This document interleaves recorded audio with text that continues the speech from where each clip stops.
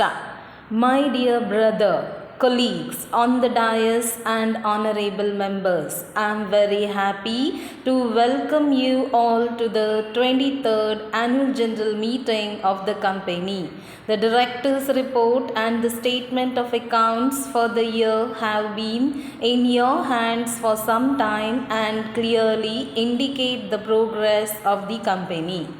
You must have observed that the freight earnings and charter hire receipts during the year ended 31st March have increased over the previous year and that the company has earned a net profit during the year, improving from a position of loss in the previous year.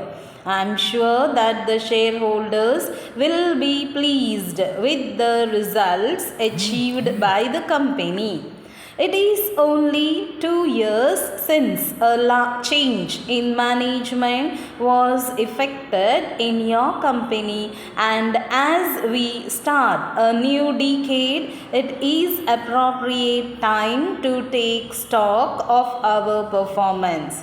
Being primarily an agrarian country, taking its first step towards industrialization through management and skills, the performance of our company economy over the last 4 decades can give some cause for satisfaction.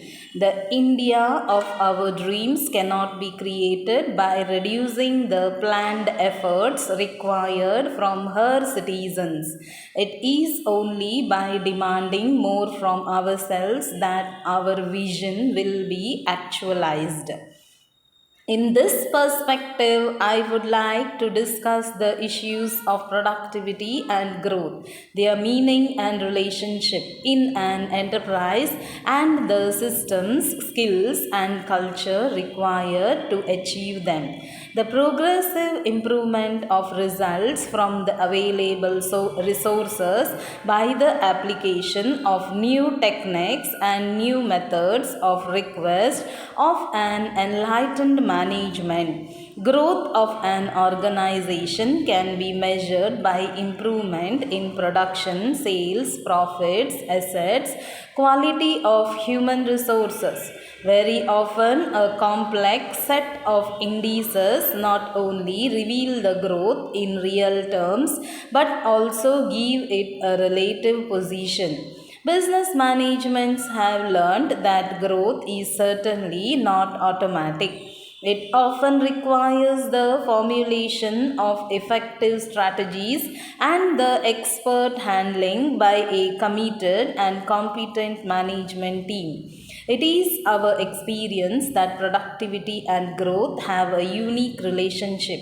In the years ahead, organizations that will establish a competitive advantage in the industry and deliver on their obligations to shareholders are those which successfully integrate the concepts of productivity and growth.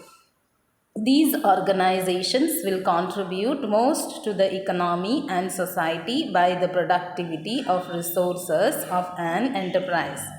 The working of the company during the first 6 months of the current year has continued the pace of recovery and has shown substantial increase in the earnings. During this period, both the freight earnings and charter hire receipts have increased considerably compared to the previous year, registering an increase of 10%. This trend is expected to continue in the near future. The general prospects for shipping look favorable in the long run. The Internal Energy Agency has forecast that the oil demand will continue to grow, which implies the import of oil. The oil producing countries are expected to revise their production progressively upwards due to their pressing need for developmental finance. Further floating of quotas for some oil producing countries might trigger wider indiscipline among other oil producing member countries, resulting in larger volume of supplies of crude oil to the world market. The growth in oil consumption leads to general economic growth and growth in international trade. In the context of the above developments, I can say with confidence that your company has turned the corner and is poised for making rapid strides. As reported to you in the last annual general meeting, the two mini bulk carriers contracted by us for carriage of cement are ready for delivery towards the end of the year. Our company has also placed orders for two similar sized mini bulk carriers. Our company is planning to improve its activities on coastal trade in the wake of growing demand for coastal shipping for the transportation of various commodities. In order to place our company's financial position on a sound footing for a more profitable growth, it is proposed to issue equity shares as per the proposal placed before you at today's meeting. The company has also submitted the proposal to the Controller of Capital Issues for approval. He has since approved the proposal subject to certain conditions. I shall dwell on this point when the resolution comes up before you for kind consideration. The controller has also permitted the company to retain excess contribution to the extent of aggregate nominal value.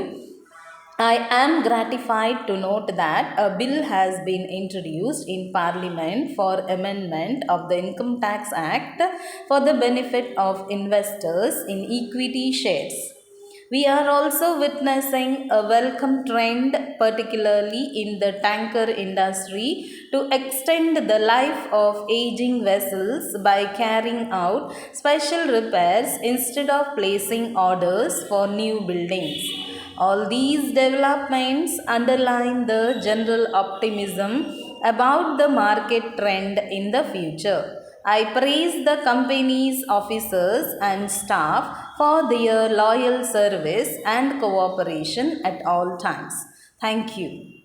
Dear Madam, we have received your letter of the 23rd July and thank you for the immediate action taken upon the letter written by us in this regard some time ago.